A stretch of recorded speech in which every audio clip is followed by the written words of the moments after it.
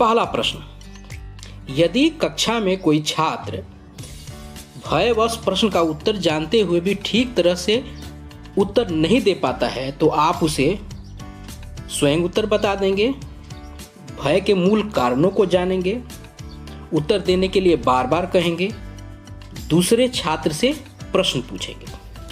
ये 4 ऑप्शन हैं। तो इसमें सटीक ऑप्शन कौन सा होगा? सटीक ऑप्शन होगा 2 नंबर। आगे बढ़ते हैं। जो अध्यापक अपने कर्तव्य की उपेक्षा करके अपने अधिकारियों को प्रश्न करने में लगे रहते हैं वे प्रायः लाभान्वित होते हैं और अपने साथियों से आगे बढ़ जाते हैं। ऐसे परिवेश में आप क्या करेंगे? अपने अन्य साथियों का अनुसरण करेंगे, अपने साथियों से ईर्ष्या करेंगे, कुंठित होकर अपने कर्तव्य के प्रति उदासीन हो जाएंगे, हानि लाभ की चिंता किए बिना अपने कर्तव्य का पालन करेंगे। आप देखिए, स्वयं से इस पे विचार कीजिए, इस प्रश्न पे। तो आपको यहाँ जो ऑप्शन नंबर 4 है वो आपको सबसे सटीक लगेगा। ये सारे के सारे जो क्वेश्चन हैं ये शैक्षिक कौशल के क्वेश्चन हैं और ये तरह से ये डायनेमिक क्वेश्चंस हैं। डायनेमिक क्वेश्चंस है। डायनेमिक क्वेश्चंस होता है जिसमें आपकी अपनी सक्रियता, आपकी क्रिएटिविटी लगती है। तो इन सब चीज़ों को ध्यान रखिएगा और अपनी सोच सीधी रख के जो आप सोचते हैं, जो आप चाहते हैं, जैसा आप करना चाहते हैं, उस तरह के विचार को रख के जब प्रश्नों को देखिएगा तो आप उत्तर उसको बड़े सटीक और सरल ढंग से दे पाइएगा। आइए आगे चलते हैं।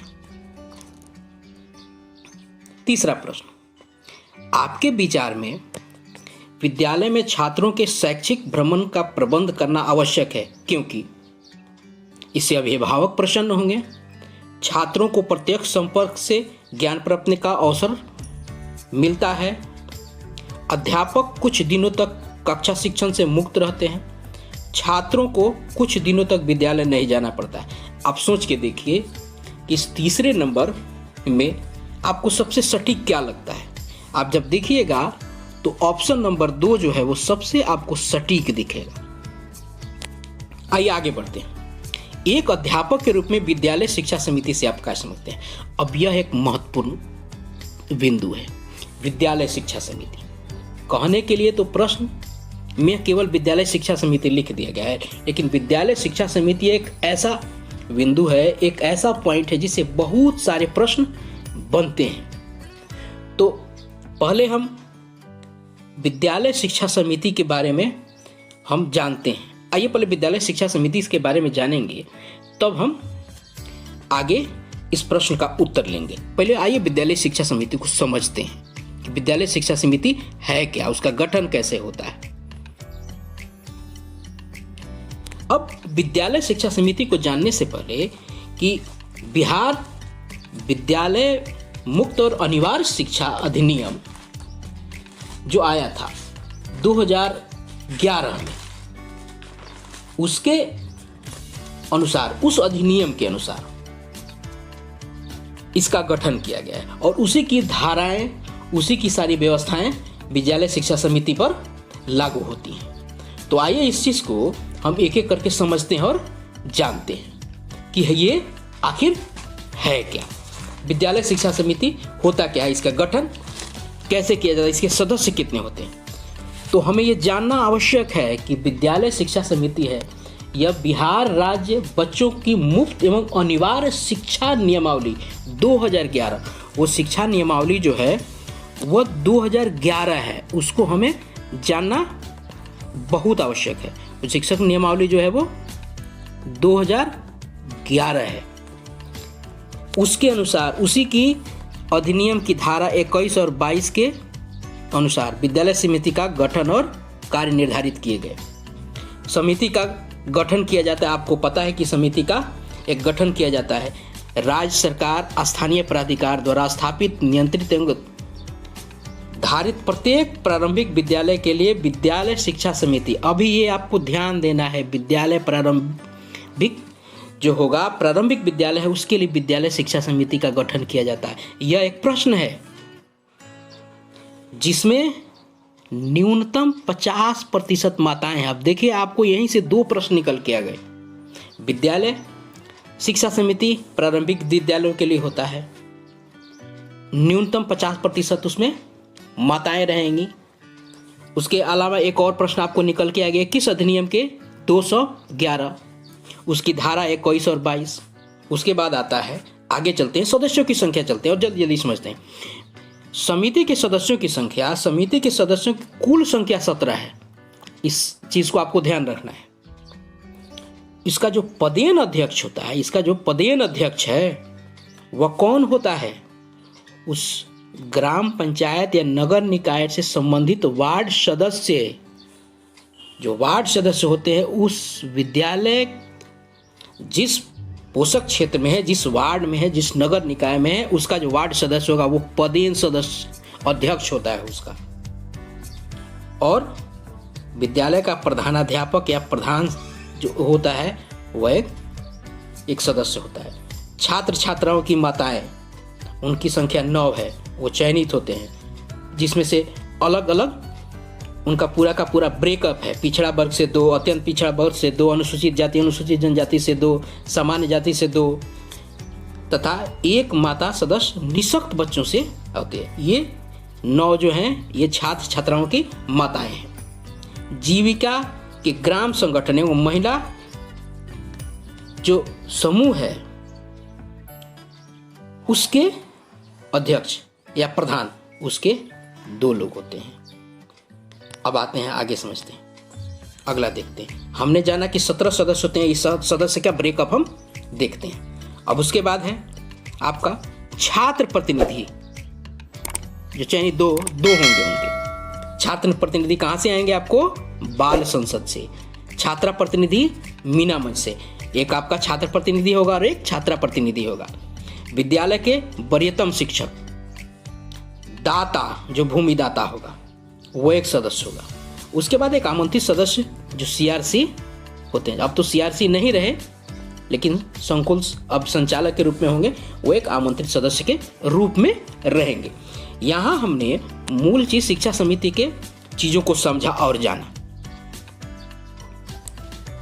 अब आते हैं हम अपने प्रश्न पर। प्रश्न है क्या? एक अध्यापक के रूप में विद्यालय शिक्षा समिति से आप विद्यालय शिक्षा समिति में आप सक्रिय भाग लेंगे, प्रधानाचार्य का पक्ष प्रस्तुत करेंगे, स्कूल के गलत नीतियों का भंडाफोड़ करेंगे, अभिभावक को सावधान रहने के लिए कहेंगे। अब आप स्वयं सोच के देखिए कि इसका प्रश्न का उत्तर क्या होगा। आप पाएंगे कि 1 नंबर प्रश्न जो है वो आपके लिए बेहतर और सटीक विकल्प है। आइए आगे बढ़ते हैं। एक चीज आपको मैं बताता चलूं कि इस प्रश्न को देखने पर आपने विद्यालय शिक्षा समिति प्रश्न 1 है, लेकिन इससे संबंधित जो तथ्य हैं उनसे कई सारे प्रश्न निकल के आए। तो आपसे फिर से आग्रह होगा कि आप सब्सक्राइब करके जरूर रखेंगे, जरूर सब्सक्राइब करेंगे ताकि आपको आने वाले वीडियो आपको मिले। आप प्लीज जरूर सब्सक्राइब जरूर करके रखेंगे इसको और आगे शेयर कीजिएगा। प्रश्न 1 है, लेकिन उससे कई सारे प्रश्न निकल के आते हैं जो आपके लिए लाभकारी होगा। आगे भी बहुत सारे आपको एक प्रश्न से कई सारे प्रश्न निकलेंगे। तो आइए आगे बढ़ते हैं।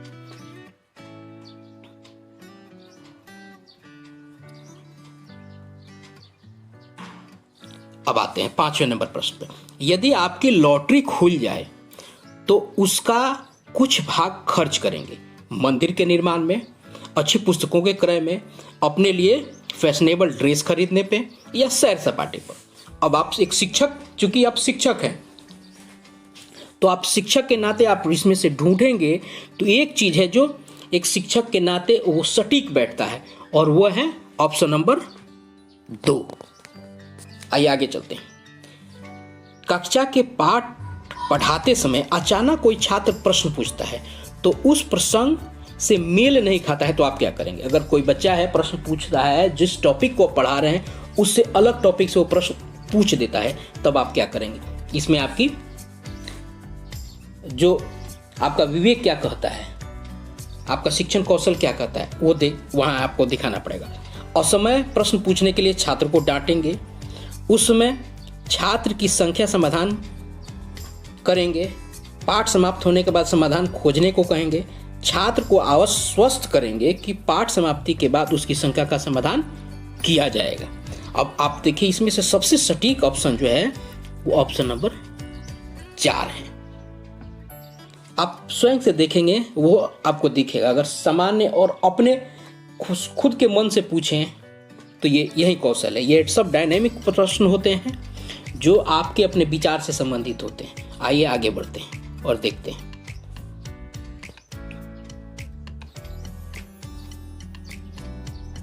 चलिए अगला प्रश्न है 7 नंबर। एक छात्र ने आपके प्रश्न का जो उत्तर दिया वो पाठ्य पुस्तक में नहीं है, अध्यापक के रूप में आप क्या करेंगे? पहला, उसे नहीं मानेंगे, उत्तर की समीक्षा कर छात्र के व्यक्तिगत समझ के लिए शाबाशी देंगे, छात्र की शरारत मानेंगे या उसकी उपेक्षा करेंगे। अब 7वां नंबर प्रश्न है। अब 7वां नंबर में क्या करेंगे? अगर इसमें देखेंगे तो इसका उत्तर होगा, सटीक उत्तर क्या है? सटीक उत्तर 2 नंबर है। उत्तर की समीक्षा कर छात्र के व्यक्तिगत समझ के लिए शाबाशी देंगे। आइए आगे बढ़ते हैं। शिक्षण को रुचिकर और प्रभावकारी बनाने के लिए आवश्यक है। क्या आवश्यक है? पुस्तकों की सहायता से पढ़ाना, लंबी लंबी कहानियों का समावेश को प्रस्तुत करना, जीवन उपयोगी और व्यवहारिक उदाहरणों को प्रस्तुत करना, महत्वपूर्ण नोट्स लिखाना। 8वां नंबर प्रश्न में आप देखिएगा तो 3 नंबर जो ऑप्शन है, 3 नंबर ऑप्शन है वो ज़्यादा सटीक है। जीवन उपयोगी एवं व्यवहारिक उदाहरणों को प्रस्तुत करना, क्योंकि जीवन उपयोगी और व्यवहारिक उदाहरण जब दिए जाएंगे तो बच्चों से कनेक्ट होगा और वो तब प्रभावकारी होगा। आइए आगे बढ़ते हैं। 9वां प्रश्न है, कक्षा शिक्षण तब अच्छा है जब छात्र प्रश्न पूछते रहते हैं, अनुशासित रहते हैं, मन लगाकर सुनते हैं, अध्यापक के व्याख्यान को चुपचाप लिखते हैं। 9वां नंबर प्रश्न जो आप देखिएगा आपको लगेगा कि उत्तर तो यह भी सही है, 1 नंबर का भी सही है, 2 नंबर का भी सही है, 3 नंबर का भी सही है, लेकिन आपको देखना है, आपको लग रहा है, लेकिन आपको देखना है कि सबसे सटीक उत्तर कौन सा है। तो आप पाएंगे कि 1 नंबर प्रश्न ये जो ऑप्शन है ये ज़्यादा सटीक है, क्योंकि प्रश्न पूछने से 2 वे ट्रांजैक्शन होता है और चूंकि बाल केंद्रित आधारित शिक्षण होता है तो शिक्षण अधिगम में प्रश्न पूछने से 2 वे कम्युनिकेशन बनता है।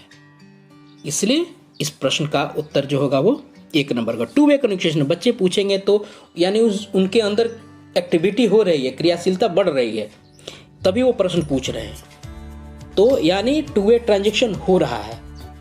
इसलिए प्रश्न पूछना इस प्रश्न का सटीक उत्तर होगा। आइए बढ़ते हैं। 10वां प्रश्न, विकलांग। अब इन्हें दिव्यांग करेंगे, चूंकि ये पुराना प्रश्न है और पहले वो शब्दावली में शब्द नहीं था। अब इन शब्दावली के दिव्यांग, तो इसको दिव्यांग कुछ समझेंगे। दिव्यांगों को समान शिक्षा व्यवस्था में शिक्षित करना चाहिए, क्योंकि चूंकि यह प्रश्न पुराना है, अब समावेशी शिक्षा का शिक्षण में समावेश हो गया है और उसके आधार पे शिक्षा व्यवस्था हमारी चल रही है। चूंकि यह प्रश्न पुराना है तो इसके अनुसार हम इस प्रश्न के उत्तर को देखते हैं। विकलांगों को समान शिक्षा व्यवस्था में शिक्षित करना चाहिए, क्योंकि वे सहानुभूति के पात्र हैं, उन्हें सामान्य जीवन में अपने आप को समायोजित करना है, उन्हें शिक्षित करना आवश्यक है, उनकी शारीरिक कमजोरी मानसिक कमजोरी को बढ़ाती है। अब 10 में आप देखिएगा कि 2 नंबर जो विकल्प है वो सबसे सटीक है, क्योंकि उनको सामान्य जीवन में अपने आप को समायोजित करना है, इसलिए उनको सामान्य शिक्षा व्यवस्था में शिक्षित करना है। अब समावेशी शिक्षा, जो समावेशी शिक्षा है वही है, यानी समान शिक्षण जो परंपरा में है, प्रक्रिया में है, उनको उसमें एडजस्ट करना है। यही समावेशी शिक्षा का उद्देश्य है और इसी के अनुसार कार्य किया जाता है। आइए आगे बढ़ते हैं। अब चलते हैं आपका स्वयं के प्रति विचार। क्या है? मेरा कर्म मुझे साथ नहीं दे रहा है, मेरा भाग्य साथ नहीं दे रहा है, मैं पृथ्वी पर एक बोझ हूँ, मुझे फल की परवाह किए बिना कार्य करते रहना चाहिए। इसका सटीक उत्तर आपको 4 होगा।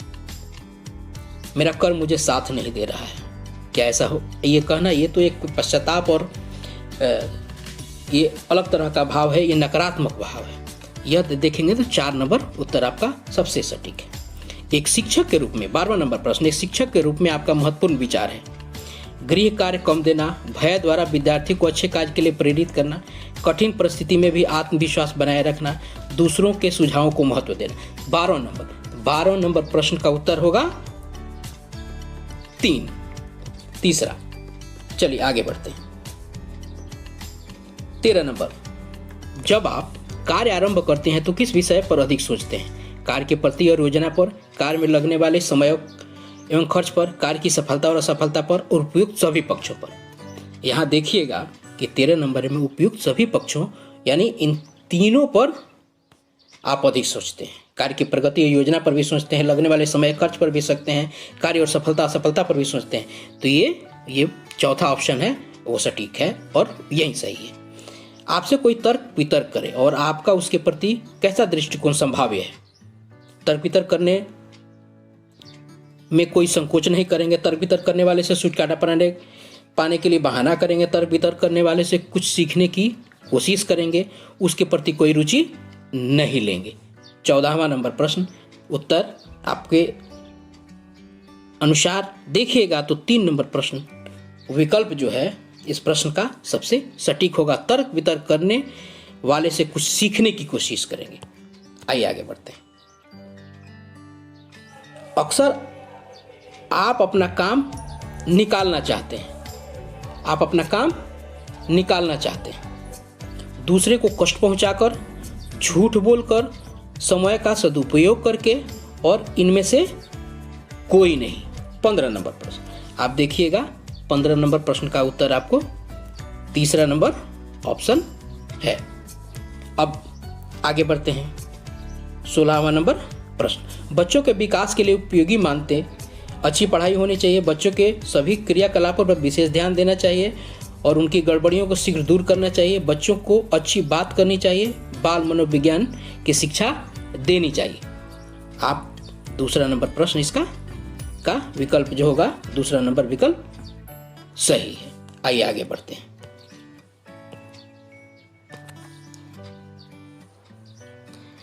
सत्रह नंबर प्रश्न, उदंड छात्रों को आप सही मार्ग पर लाएंगे, उनकी प्रशंसा करके उन्हें सही रास्ते में लाया जा सकता है, सहानुभूति से उन्हें सही मार्ग पर लाया जा सकता है, सख्ती से उन्हें सही मार्ग पर लाया जा सकता है, और चौथा नंबर ऑप्शन है अच्छी शिक्षा देकर उनके सही मार्ग पर लाया जा सकता है। 17 नंबर का सही विकल्प आपको होगा 4 नंबर विकल्प जो सही होगा। यदि कोई छात्र आपसे प्रश्न पूछता है लेकिन आप उसका उत्तर अच्छी तरह नहीं जानते हैं तो ऐसी स्थिति में आप क्या करेंगे? छात्र से कह दें कि उसका प्रश्न असंगत है, छात्र के प्रश्न को कोई उत्तर नहीं देंगे, छात्र को डांट कर ऐसे प्रश्नों से हतोत्साहित करेंगे, छात्र को बताएंगे कि उसके प्रश्न का उत्तर मालूम करके आप उसे अगले दिन बता देंगे। देखिएगा आपके लिए 4 नंबर ऑप्शन सबसे सही और सटीक विकल्प है। आइए आगे बढ़ते हैं। छात्रों में अनुशासन पैदा करने के लिए आप भय उत्पन्न करेंगे, अनुशासन का महत्व बताएंगे, अनुशासन प्रिय व्यक्तियों के बारे में विचार बताएंगे, अनुशासन को जीवन से जोड़कर शिक्षा कराएंगे। 19 नंबर का सटीक ऑप्शन है 4। आइए, छात्र प्रायः शिक्षक के आपके द्वारा पढ़ाए गए विषय को ध्यान से नहीं सुनते, तो उनके लिए आप अपनी शिक्षण शैली में सुधार करेंगे, विषय को और अधिक मनोरंजक बनाएंगे, उनकी रुचि की कमी का कारण जानेंगे, उपयुक्त सके। 30वां नंबर प्रश्न पर आप जो चौथा नंबर विकल्प है यानी ये तीनों ऊपर के विकल्प इसके लिए सटीक और सही हैं। आइए आगे बढ़ते हैं। 21 नंबर प्रश्न, कक्षा 3 का पाठ प्रतीक्षा है। क्या है प्रतीक्षा? कहानी है, चित्रकथा है, प्रेरक प्रसंग है, कविता है। यह आपको बताना है। और यह पैटर्न प्रश्न है, इस पैटर्न पे प्रश्न आए हैं, आगे भी आएंगे। यानी कक्षा 3 जब पूछा गया है तो यानी आपको पाठ्य पुस्तक पढ़ना होगा, जानना होगा। तो 21 नंबर का उत्तर है प्रेरक प्रसंग है। यह जो प्रतीक्षा पाठ है यह एक प्रेरक प्रसंग है। आइए आगे बढ़ते हैं। हाइकू क्या है? हाइकू जापानी छोटी कविता, जापानी चित्रकला, जापानी कागज के खिलौने बनाने की चित्रकला, जापानी मूर्तिकला। तो तीसरा नंबर प्रश्न इसका विकल्प जो है जापानी कागज के खिलौने बनाने की एक चित्रकला है हाइकू। आगे बढ़ते हैं। हम हिंदुस्तानी पुस्तक की विषय वस्तु है। क्या है विषय वस्तु हम हिंदुस्तानी का? भारत की संस्कृति विविधता से परिचय, भारत की आज़ादी से संबंधित कहानियां, भारत की आज़ादी से संबंधित कविताएं, भारत की विज्ञान के प्रगति के क्षेत्र में प्रगति। इसका सही उत्तर है 1 नंबर 23 का। भारत की सांस्कृतिक विविधता से परिचय। जल्दी जल्दी प्रयास करते हैं, बहुत सारी चीजें आगे बाकी है और हमें जानना है। 24 नंबर है कड़ी कक्षा व्यवस्था के परिणाम स्वरूप बच्चे का विकास एक अनवरत प्रक्रिया नहीं बन पाता अपितु कृत्रिम खंडों में बच जाता है। किसका कथन है? ये कथन से प्रश्न जो है बहुत सारे आपके को मिलेंगे। इस कथन पे आगे अगले किसी एक वीडियो में पूरी कथन की वीडियो हम आपके लिए बना देंगे। इसका उत्तर होगा क्या? 24 नंबर प्रश्न का 1 नंबर श्याम मेनन। आइए आगे बढ़ते हैं। समर हिल क्या है? समर हिल एक पहाड़ी है, बच्चों का स्कूल है, बाल सुधार गृह है या शिक्षण प्रशिक्षण संस्थान है। 25 नंबर प्रश्न का जो उत्तर है वो बच्चों का स्कूल है। बच्चों का स्कूल है 25 नंबर प्रश्न का उत्तर। 26 नंबर बहुत ही महत्वपूर्ण प्रश्न और इस प्रश्न से संबंधित कई सारे आपको इससे जुड़े होंगे। हम इस पे विचार से और विश्लेषण ढंग से इसका सही विश्लेषण करेंगे और विश्लेषित ढंग से इसको जानते हैं। पहले हिंद स्वराज के लेखक जे कृष्णमूर्ति हैं, गिजू भाई हैं, महात्मा गांधी हैं, जेपी नायक हैं। आइए इसको हम डिटेल जानते हैं। आगे बढ़ते हैं, उसके बाद इस प्रश्न का उत्तर हम लेंगे। हिंद स्वराज महात्मा गांधी द्वारा रचित पुस्तक है जिसकी रचना उन्होंने 1909 में की थी। यह आता है कि हिंद स्वराज कब लिखी गई थी। इस पुस्तक की रचना गांधी जी ने इंग्लैंड से दक्षिण अफ्रीका की यात्रा के समय जहाज किल्डोनन कैसल, ये प्रश्न पूछ देता है पर है। यह इंडियन ओपिनियन में सबसे पहले प्रकाशित हुई जिसे अंग्रेजों ने यह कहते हुए प्रतिबंधित कर दिया कि इसे राजद्रोह घोषित सामग्री उन्होंने करा दी। हिंद स्वराज पुस्तक जो है मूलतः गुजराती भाषा में लिखी गई है। इसका अंग्रेजी अनुवाद स्वयं गांधी जी ने ही किया था। अमेरिका में यह किताब सरमन ऑफ द सी नाम से प्रकाशित हुई। इस पुस्तक का हिंदी अनुवाद अमृत लाल ठाकुर दास नानावटी ने किया। आपसे पूछा जा सकता है कि जो हिंद स्वराज पुस्तक है मूलतः किस भाषा में लिखी गई थी, तो आपको यह बताना पड़ेगा। और हिंद स्वराज जो पुस्तक है वो जो एक संवाद है, वो हिंद स्वराज पुस्तक है वो एक संवाद है। आइए इसको आगे देखते हैं। गीजू भाई बधेका एक बहुत ही आप उल्लेखनीय और मूर्धन्य व्यक्ति हैं शिक्षा के क्षेत्र में। इनकी कृति, इनकी रचनाएं, बहुत सारी रचनाओं के बारे में हमें जानना और समझना है। आइए गीजू भाई बधेका के बारे में समझते हैं। ये 15 नवंबर 1885 में इसका जन्म हुआ। 23 जून 1939 में इनका देहावसान हो गया। गुजराती भाषा के लेखक थे, महान शिक्षा शास्त्री थे। इनका पूरा नाम गिरजाशंकर भगवान जी बधेका था। इन्होंने बाल मंदिर नाम की विद्यालय की स्थापना इन्होंने की थी 1920 में। इनकी प्रमुख रचनाएं आनंदी कौवा, चालाक खरगोश, बुढ़िया और बंदरिया और दीवा स्वप्न, यह आपको हमेशा याद रखना है, दिवा स्वप्न। हम ये प्रश्न मोस्ट इम्पॉर्टेंट है, ये पूछा ही जाता है। आइए आगे देखते हैं क्या है आगे। जे कृष्णमूर्ति यानी जिद्दू कृष्णमूर्ति, 15 मई 1895 में इनका जन्म हुआ। 17 फरवरी 1886 में इनका देहांत हुआ। जन्म तेलुगु ब्राह्मण परिवार से। इनके पिता का नाम जिद्दू नारायणी था, माता का नाम सजमंबा था। ये एक दार्शनिक और आध्यात्मिक विषयों के जानकार थे। इन्होंने बहुत सारी रचनाएं की, बहुत सारी पुस्तकें लिखी। उनका जो हिंदी भाषा में अनुवादित जो रचनाएं हैं वो इस प्रकार है। शिक्षा और संवाद, ये बहुत महत्वपूर्ण रचना है। शिक्षा और जीवन का तात्पर्य, शिक्षा केंद्रों के नाम पत्र, सीखने की कला, ध्यान, विज्ञान और सृजनशीलता, स्कूलों के नाम पत्र, परंपरा जिसने अपनी आत्मा खो दी, प्रेम, ध्यान में मन, शिक्षा और संवाद। ये जो रचनाएं हैं इसके बारे में पूछा जाता है कि यह किसकी रचना है, तो इसे हम और आप इसे ध्यान में रखेंगे। आइए आगे बढ़ते हैं।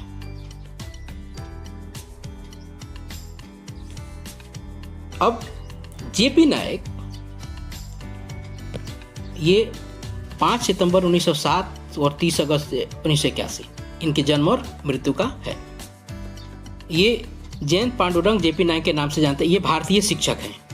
ये भारतीय शिक्षक थे। एक 3 अग्रणी शिक्षाविदों रविन्द्रनाथ टैगोर, महात्मा गांधी के साथ इनको यूनेस्को द्वारा जेपी नायक को एक संस्था निर्माता के रूप में जाना गया था। कोल्हापुर के बहुत छोटे से शहर में से इनका ताल्लुक है। 1948 में भारतीय शिक्षा संस्थान की इन्होंने स्थापना की। 64 और 66 में एक भारतीय शिक्षा आयोग के सदस्य और सचिव के रूप में कार्य किया। भारत सरकार के शैक्षणिक सलाहकार भी थे। ये जेपी नायक के का परिचय। हमने एक प्रश्न से कई सारे प्रश्नों को निकाला और महत्वपूर्ण प्रश्नों को देखा। आपने ध्यान दिया होगा कि कई सारे प्रश्न एक प्रश्नों से जुड़े हुए थे, इसलिए हमें इन चीजों को ध्यान देते चलना है। आइए अब इसका हमें प्रश्न का उत्तर मिल गया। 26 का उत्तर क्या था? 26 का उत्तर था हिंद स्वराज का महात्मा गांधी। आइए आगे बढ़ते हैं।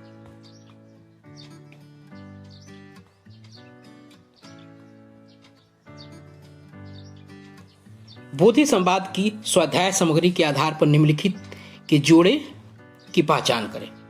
27 नंबर का है आपको 1 नंबर। शिक्षा के हेरफेर रविन्द्रनाथ ठाकुर, ये गलत जोड़ा है। सही जोड़ा आपको ये तीनों है, इसको ध्यान दे लीजिएगा। राष्ट्रीय पाठचर्या के रूपरेखा 2005 बनने के बावजूद अलग से VCF 2008 की आवश्यकता क्यों महसूस हुई? NCF 2005 और BCF 2008। अब इसकी चर्चा हो गई तो इसके बारे में जानते हैं कि ये दोनों है क्या। इससे प्रश्न आते हैं, इससे कई सारे प्रश्न आते हैं। तो पहले आइए इनको समझ लेते हैं, तो फिर प्रश्न का उत्तर हम जानेंगे। NCF शिक्षा नीति 1946 के संदर्भ में 1988 के पाठचर्या के आधार पर प्राथमिक और माध्यमिक के लिए रूपरेखा के रूप में इसको विकसित किया गया। यशपाल समिति की सिफारिश पर इसको विकसित किया। यह पूछा जाता है कि NCF किस समिति के सिफारिश पर विकसित किया गया? यशपाल समिति की सिफारिश पर विकसित किया गया। यह 1986 की जो शिक्षा नीति थी इसके परिप्रेक्ष्य में यह किया गया। अब NCF है, NCF का फुल फॉर्म क्या होता है? National curriculum framework. NCF के 5 मार्गदर्शक सिद्धांत ये पूछे जाते हैं कि NCF के कितने मार्गदर्शक सिद्धांत थे। आपको है, पहला है ज्ञान को स्कूल के बाहर के जीवन से जोड़ा जाए, पढ़ाई को रटन प्रणाली से मुक्त किया जाए। ये पूछा जाता है कि क्या यह NCF का मार्गदर्शक सिद्धांत है? कोई एक सिद्धांत दे दिया जाएगा और पूछ दिया जाएगा।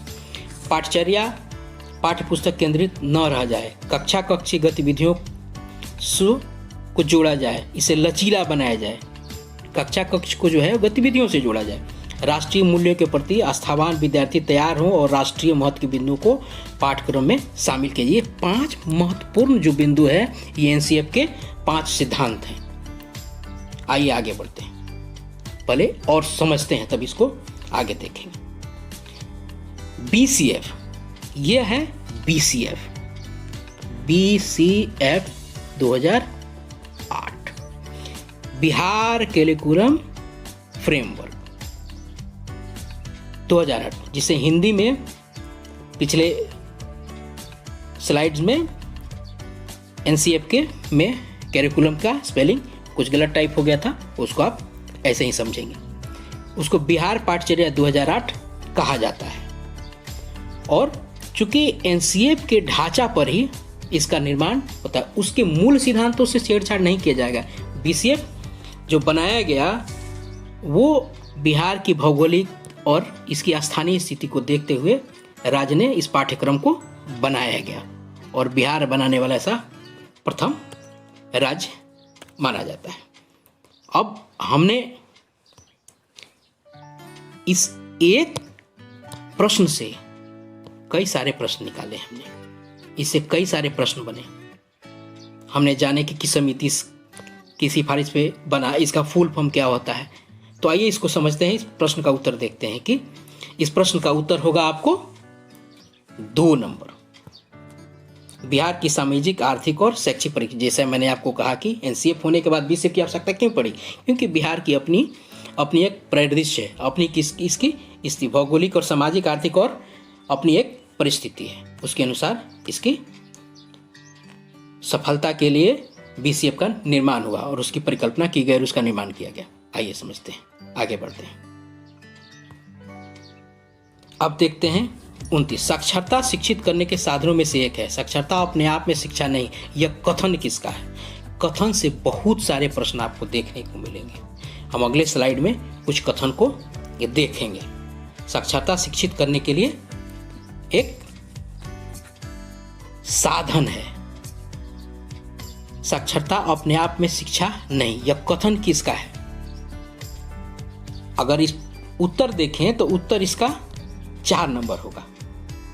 अगले स्लाइड में हम कुछ कथन को देखेंगे, इस स्लाइड को हम उत्तर देखते थे। अब देखिए, टिप टिपुआ पाठ किस वर्ग का है? यह पाठ से और सब्जेक्ट से है। कहा गया है पूर्व में सिलेबस में बताया गया कि आप पाठ को ध्यान से रखिएगा। तो टिप टिपुआ जो है वो 5वें वर्ग के पाठ्य पुस्तक का है। आइए देखते हैं, कुछ कथन को देखते हैं। ये जो 29 नंबर है, इस पे कुछ कथन को हम देख लेते हैं। आगे कथन का पूरा स्लाइड और पूरा वीडियो बनाएंगे, आप उसको देख लीजिए। अब देखिए, चूंकि उसमें कई जिन लोगों की चर्चा की गई थे उनके प्रमुख कथन को, शैक्षिक कथन को हम देख लेते हैं। आप इसमें देखिएगा, महात्मा गांधी, रविन्द्रनाथ ठाकुर, स्वामी विवेकानंद, इनकी चर्चा है।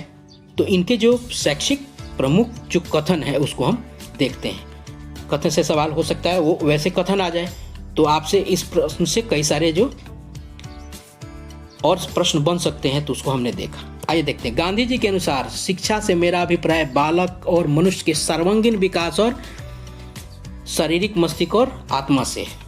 उन्होंने सर्वांगीण विकास पे जोर दिया था, इसको ध्यान रखिएगा। टैगोर के अनुसार सर्वोच्च शिक्षा वह है जो हमें केवल सूचना ही नहीं देती, अपितु हमारे जीवन और संपूर्ण सृष्टि में तारतम्य स्थापित करती है। उन्होंने सूचना शिक्षा के लिए कहीं वो सूचना नहीं देती है, वो पूरे संपूर्ण तारतम्यता स्थापित की। जहाँ सूचना की बात आएगी आप टैगोर को चुनिएगा।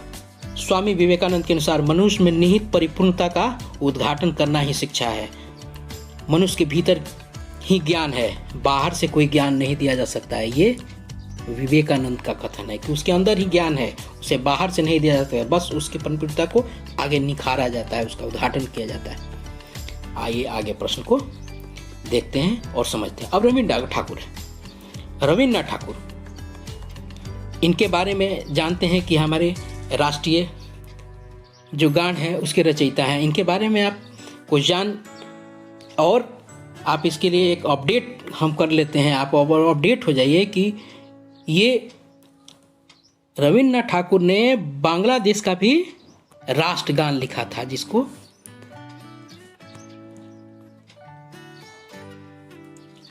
आमार सोनार बांग्ला कहा जाता है। इनके पिता देवेंद्रनाथ टैगोर थे, माता सादा देवी थी।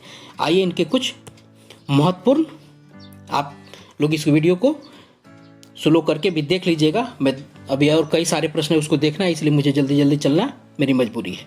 ये तो वीडियो लंबा हो जाएगा, लेकिन लंबा होगा लेकिन आपके लिए कारगर होगा। इनकी प्रमुख रचनाएं से जानने से पहले ये जान लेते हैं इनको नोबेल प्राइज किस पुस्तक के लिए मिला था। गीतांजलि, यह एक प्रश्न है, कब मिला था? 1913 में। और गीतांजलि के लिए मिला था जिसकी रचना इन्होंने 1910 में की थी। कई सारे प्रश्न इस एक प्रश्न से निकल के आए। काबली वाला इनका रचना है, बहुत फेमस ये रचनाएं हैं सब। ये से प्रश्न आते हैं। गोरा, साधना, चित्रांगदा, ये सारे बहुत ही प्रसिद्ध उनकी रचनाएं हैं, ये आपको जानना आवश्यक है। आइए आगे हम बढ़ते हैं। इससे जो पिछला जो प्रश्न है उत्तर हमने उसको वहाँ देख लिया था। आइए आगे बढ़ते हैं। शालीमार शब्द का अर्थ होता है। शालीमार शब्द का अर्थ है 31 नंबर प्रश्न है, इसका उत्तर होता है सुंदर। 32 नंबर, टेबल पर रखी पुस्तक की स्वर पर, इसको हम देखेंगे ये है क्या, ये कारक है, कैसे हम लोग बचपन में हम सबने याद किया था, उस पर एक चर्चा कर लेंगे, आप इसे ध्यान देंगे। तो 32 में क्या है? ये अधिकरण है। क्या है ये? अधिकरण है। 32 का 2 नंबर विकल्प सही है। आइए इसको एक देख लेते हैं। हमें पता है, हमने देखा है, और आप भी इसे याद रखिए, इसे प्रश्न आएंगे, चूंकि ये व्याकरण से संबंधित प्रश्न है। व्याकरण से भी आगे के वीडियो में प्रश्न हम बनाएंगे। कर्ता ने कर्म को करण से संप्रदान के लिए आपादान से अलग करने वाला अधिकरण में पर संबंध कारण काके की, ये सारी चीज़ों का आप वीडियो को पॉज करके आप देख लीजिएगा। ये चीज़ आप सबको याद होगा जबानी, इसे प्रश्न आएंगे, इसको देख लीजिएगा। आइए आगे बढ़ते हैं। लघु सिद्धांत कौमुदी किसकी रचना है? लघु सिद्धांत कौमुदी वरदराज की रचना है। वरदराज को तो हमने जान लिया, क्या इनके बारे में हम नहीं जानेंगे? ये 3 जो व्यक्ति हैं, जो विद्वान हैं, जो पुरोधा हैं, इनके बारे में हम नहीं जानेंगे? ये बिल्कुल जानेंगे। अगले स्लाइड में उसको जानते हैं। इसका उत्तर हम ले लेते हैं। 34 नंबर है, जो शब्द क्रिया की विशेषता बताता है उसे क्या कहते हैं? क्रिया की विशेषता बताता है, आपको यह जानना जरूरी है। जो पार्ट्स ऑफ स्पीच हैं, भाषा के जो भाग हैं, संज्ञा, सर्वनाम, विशेषण, इन सब चीज़ों को जानना आवश्यक है। उन सबको की परिभाषा, उदाहरण, उन सब का जानना जरूरी है। आपने इस प्रश्न में देख लिया, तो इसका उत्तर होगा क्रिया विशेषण, यानी क्रिया की विशेषता बताता है तो वो क्रिया विशेषण होगा। तो पार्ट्स ऑफ स्पीच की सारी चीज़ों को आपको एक बार देखना होगा। आइए आगे बढ़ते हैं और समझते हैं। जो प्रश्न था लघु सिद्धांत कौमुदी, उसको हम जानते हैं। वरदराज संस्कृत व्याकरण के महापंडित थे। वो महापंडित भट्टोजी दीक्षित के शिष्य थे। भट्टोजी दीक्षित ने सिद्धांत कौमुदी की रचना की थी। यहाँ एक प्रश्न आपको बन गया, भट्टोजी दीक्षित यानी सिद्धांत, प्रश्न लघु सिद्धांत से था, लेकिन यहाँ एक और उत्तर निकल के सिद्धांत कौमुदी किसने रचना की? तो भट्टोजी दीक्षित ने रचना की थी। और ये जो रचना है लघु सिद्धांत कौमुदी, उसके बारे में आगे देखते हैं। इसी सिद्धांत कौमुदी पर आधारित उन्होंने 3 ग्रंथ रचे। किन्होंने? वरदराज। कौन सा? मध्य सिद्धांत कौमुदी, लघु सिद्धांत कौमुदी और सार कौमुदी। हमने यहाँ कई सारे, एक प्रश्न से कई सारे प्रश्न हमने देखे। आइए, तुलसीदास की वैराग संदीपनी, राम माज्ञा प्रश्न, जानकी मंगल, रामचरितमानस, इसे यह प्रश्न पूछा जाता है। सतसई प्रश्न पूछा जाता है। पार्वती मंगल प्रश्न पूछा जाता है। गीतावली पूछा जाता है। विनय पत्रिका पूछा जाता है। कृष्ण गीतावली, दोहावली, कवितावली, ये पूछा जाता है। ये बहुत महत्वपूर्ण रचना है, इसलिए इसको इस प्रश्न के साथ मैंने टैग किया है। इसको आप पॉज करके जरूर देखिए। आगे आइए बढ़ते हैं, देख लेते हैं। सूरदास की प्रमुख रचनाएं। सूरदास की प्रमुख रचनाएं ये हैं: सूरसागर, सूरसारावली, साहित्य लहरी, नल दमयंती, प्रश्न ये पूछा जाता है। ये सूरसागर, नल दमयंती, ये पूछा जाता है। व्यालो, ये सब पूछा जाता है। बौद्ध धर्म ग्रंथ, क्योंकि गौतम बुद्ध की वहाँ तो बहुत जिक्र था, तो उसको हम देख लेते हैं। बुद्ध ने अपने उपदेश पाली भाषा में दिया था। यहाँ एक प्रश्न बन के आया कि बुद्ध ने अपने उपदेश किस भाषा में दिया था? दिया जिसको त्रिपिटकों में संकलित किया गया। उसको कहाँ संकलित किया गया? अगर पूछा जाए कि बुद्ध के उपदेश किस भाषा में दिए गए, एक प्रश्न आया, उसको कहाँ संकलित किया गया? त्रिपिटक में किया गया। त्रिपिटक कौन कौन से हैं? ऑप्शन दे देगा और उसमें से तीनों में से कोई एक नाम दे देगा। तो कौन कौन से त्रिपिटक थे? विनय पिटक, सूत पिटक और अभी धम्म पिटक। आइए आगे बढ़ते हैं और चीजों को समझते हैं। सिंहासन हिल उठे राजवंशों ने भ्रिकुटी तानी थी। में भ्रिकुटी तानने का क्या तात्पर्य? भ्रिकुटी तानने का तात्पर्य क्या है? 35 का 3। प्राचीन शब्द का विलोम क्या है? 36 का 3। आइए आगे बढ़ते हैं, आप इसे रोक के देख लीजिएगा। 37 का भूल गया कि इंसान कविता के रचयिता कौन है? ये बहुत प्रमुख रचनाकार है, इस पे हम रुकेंगे और इसका विश्लेषण करेंगे। पहले इनको जान लेते हैं। 37 का 2 उत्तर है अरविंद राय बच्चन। इन चारों को हम एक एक करके समझेंगे। उसमें आगे आया भेड़िया आया शीर्षक कहानी से हमें क्या शिक्षा मिलती है? हम सब ने भेड़िया आया पढ़ा है, क्या शिक्षा मिलती है? 38 नंबर, झूठ नहीं बोलना चाहिए। आगे बढ़ते हैं और इन लोगों को, जो इन सारे प्रश्नों को हमको देखते हैं, इनके विश्लेषण करते हैं। वीडियो लंबा होगा लेकिन आपके लिए यह उपयोगी है, इसलिए आप इसे जरूर साथ रहिए और सब्सक्राइब जरूर कीजिए, क्योंकि इस तरह के वीडियो आपको मिलेंगे। वीडियो बहुत सारे बनाए जाते हैं प्रश्नों को पढ़ के उत्तर, लेकिन यहाँ विश्लेषण के साथ मैं आपके लिए लेके आ रहा हूँ। काफ़ी मेहनत लग रहा है, तो आप मेरा प्रोत्साहन, इस चैनल को सब्सक्राइब करके लाइक करके अवश्य मेरा प्रोत्साहन कीजिएगा कि मुझे और वीडियो बनाने में आसानी होगी। प्रोत्साहन एक एनर्जी का काम करता है। रामधारी सिंह जिनकर की प्रसिद्ध रचनाएं उर्वशी, रश्मि रथी, संस्कृति के 4 अध्याय, रेणुका, हुंकार, नीम के पत्ते, श्रामधेनु, कुरुक्षेत्र, परशुराम की प्रतीक्षा, हाहाकार, रश्मि रथी जो पूछा जाता है, उर्वशी पूछा जाता है, कुरुक्षेत्र पूछा जाता है। इससे प्रश्न हमेशा आते हैं, प्रश्न सभी से आते हैं, लेकिन ये सारी चीज, ये प्रमुख चीजें हैं। परशुराम की प्रतीक्षा, इससे प्रश्न बनते हैं। संस्कृति से 4 अध्याय, इससे प्रश्न आते हैं। हरिवंश राय बच्चन की प्रमुख निशा निमंत्रण, मिलल यामिनी, धार के इधर उधर, मधुशाला, क्या भूलूं के याद करूं, नीड़ के निर्माण, मधुशाला, मधु कलश, मधुबाला, सतरंगिनी, खादी के फूल, भूल गया क्या क्यों इंसान, ये जो प्रश्न में था ये है। जानकी वल्लभ शास्त्री की रचनाएं, राधा, एक किरण, 100 झांकियां, 2 तिनकों का घोंसला, ये प्रश्न 2 तिनकों का घोंसला ये बहुत महत्वपूर्ण है। कालिदास, कानन, अपर्णा, लीला कमल, सत्य कमल, बांसों का झुरमुट, निराला के पत्र, अजंता की ओर, स्मृति के वातायन, नाट्य सम्राट पृथ्वीराज कपूर, हंस पाल का, ये प्रमुख उनकी रचनाएं। अरुण कमल, इनकी रचनाएं हैं अपनी केवल धार, सबूत, नए इलाके, पुतली के में संसार, वे, मैं वो शंख, महाशंख और योगफल, उनकी कविता संग्रह है। हमने जल्दी कर लिया, आप इसे रोक के जरूर देख लीजिएगा, क्योंकि वीडियो लंबा हो रहा है। आइए आगे बढ़ते हैं। 39 ग्राम चैत्य शीर्षक पाठ में किस वृक्ष का वर्णन है? 39 में उत्तर है आपको 3। अनुग्रहित शब्द का मतलब होता है कृपा का आभार मानने वाला। 41 नंबर प्रश्न पे आगे बढ़ते हैं। कागजी घोड़ा दौड़ाना, 41 का उत्तर होगा 2, लिखा पढ़ी करना। 42 निम्नलिखित में उच्चारण के आसांश की दृष्टि से गलत जोड़े को पहचान, इसमें गलत जोड़ा पहचानना है, तो इसमें आप देखिएगा 4 नंबर जो है ये गलत जोड़ा है।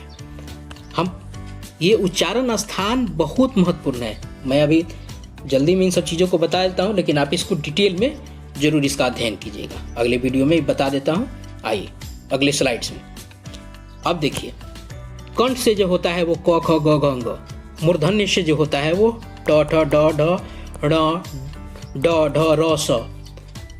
वत्सर्य का मतलब होता है जब जीव जब ऊपर जाके सटता है वो, तो ये साउंड होता है, ये न ल स ज, इनका उच्चारण स्थान जो है वत्सर्य है। तालव्य से ये सारी च छ ज झ य स, ये तालव्य से, तालु से। दांत से त थ द ध ये उससे होता है, ओष्ठ से, प फ ब भ म व, दंतोष्ठ, दांत और ओष्ठ, फ और ब, इससे ये चीज़ें होती हैं। इससे उच्चारण स्थान है, इसको आप पॉज करके आप इसे जरूर देख लीजिएगा। आइए आगे बढ़ते हैं। 43, नचिकेता ने प्रथम वर क्या मांगा? 43 नंबर का उत्तर है आत्मा की जानकारी। 44 नंबर, याचना नहीं अब रण होगा, जीवन जय या मरण होगा, पंक्तियां किस कविता से ली गई हैं? 44 का 1। 45, आहा आम बहुत मीठा है, विस्मयादिक शब्द यानी आश्चर्य, अचंभा, ये विस्मयादि बोधक है। विस्मयादि बोधक में देखिएगा इस तरह के निशान चिन्ह लगे रहते हैं, ये प्रश्नवाचक हैं। आपको ये वाक्य संरचना, वाक्य विन्यास आपको देखना पड़ेगा, इन सब चीज़ों को जानना होगा। तो 45 नंबर का जो उत्तर है वो दूसरा है। 46, महात्मा गांधी के अनुसार धर्म का अभिप्राय 46 में क्या है? तीसरा है, आत्मज्ञान से है। किससे है? 46 का तीसरा ऑप्शन है। आइए आगे बढ़ते हैं। 47 नंबर में है, आज शीला तथा उसकी सहेली आने वाली है, इस वाक्य में सर्वनाम क्या है? मैंने कहा ये देखिए, इसी प्रश्न में देखिए 50 प्रश्नों में ही पाठ्यपुस्तक से कई सारे प्रश्न आ गए। तो 47 में क्या होगा? चौथा, उसकी। 48, सिरचन, ये पुस्तक से, पाठ्य पुस्तक से प्रश्न आ गया। 48 इसका है क्या? ठेस। आप पढ़े होंगे, बच्चों को पढ़ाए होंगे तो देखा होगा ये ठेस का है, यानी पाठ्य पुस्तक से प्रश्न आते हैं, आएंगे, इन चीज को ध्यान देना पड़ेगा हम लोग को। अब है आपको 49, उंगली माल ने कौन सी प्रतिज्ञा की? तो उंगली माल शांति फैलाने की। जीवन की झरना कविता के कौन कवि हैं? 4 नंबर, आरसी प्रसाद सिंह। आज हमने 50 प्रश्नों को जाना और समझा। आपने देखा होगा कि 50 प्रश्न 50 थे, लेकिन इसमें हमने लगभग इस 50 प्रश्नों में 100 के आसपास प्रश्न बन के आए, विश्लेषण किया। केवल प्रश्नों को हमने नहीं पढ़ा, उसे संदर्भ हेतु एक प्रश्न से कई सारे प्रश्न बन सकते हैं। तो आशा है आपको ये वीडियो पसंद आया होगा। 50 प्रश्न मैं बहुत जल्दी एक अगला प्रैक्टिस सेट बस डे इंटरवल पे उसको लेके आ रहा हूँ बहुत जल्दी। आप मेरे साथ जुड़े रहिए और काइंडली सब्सक्राइब कर लीजिए, आपसे रिक्वेस्ट है, और मुझे इसको लाइक कीजिएगा, शेयर कीजिएगा कि और शिक्षक इससे लाभान्वित होंगे। तो इस आशा के साथ मैं आपसे आग्रह करता हूँ कि मेरे चैनल को आप सब्सक्राइब करेंगे और लाइक करके मुझे प्रोत्साहित करेंगे। आपका बहुत बहुत धन्यवाद। मिलते हैं अगले वीडियो में, तब तक के लिए ध्यान रखिए अपना। Thank you.